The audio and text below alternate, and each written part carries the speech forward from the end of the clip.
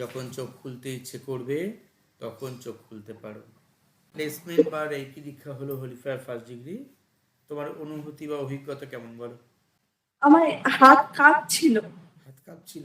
হাত কাঁপছিল, আর যখন আমি পড়ছিলাম তখন মনে হচ্ছিল যেন মানে ভিতর থেকে একটা কোনো শক্তি হচ্ছিল, মানে একটা ভীষণ উর্জা হচ্ছিল। আমি সেটা মাঝে মধ্যে মানে আমার মানে সহ্য করতে পারছিলাম না, এমন একটা মানে অনুভূতি হচ্ছিল। তারপরে আমি মনে করলাম যে এইটা আসলে দীক্ষাটা আসছে। তারপরে হাতগুলো কাঁপছিল, এখনো কাঁপছে হাত। Very good. আর খুব একটা শান্তি হচ্ছিল মনের মধ্যে, শান্তি হচ্ছিল মনে মনে। শান্তি। Very good. তাহলে খুব ভালো লেগেছে। ভালো লেগেছে? Very good. অনেক অনেক ধন্যবাদ। ওয়েলকাম। তুমি যে উদ্দেশ্যে শিখছো সেই উদ্দেশ্যে সফল হোক এই প্রার্থনা করি মহাজাগতিক শক্তি হলিফায়ার রেকির কাছে, হলিফায়ার 3-র কাছে।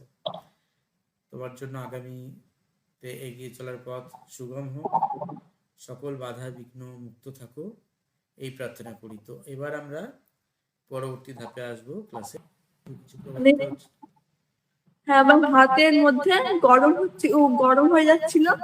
আর যখন আমি মানে হিলিং করছিলাম, মানে পায়ে মানে করছিলাম 7 চক্র করছিলাম, তখন তার মধ্যে একটা মানে একটা অনুভূতি হচ্ছিল, মানে একটা তেজস্বী একটা ভাব ছিল। আর হাতটা মানে কাঁপছিল আর গরম হয়ে গেছে, তো হাত এখনো গরম আছে। এখনো গরম আছে। Very good.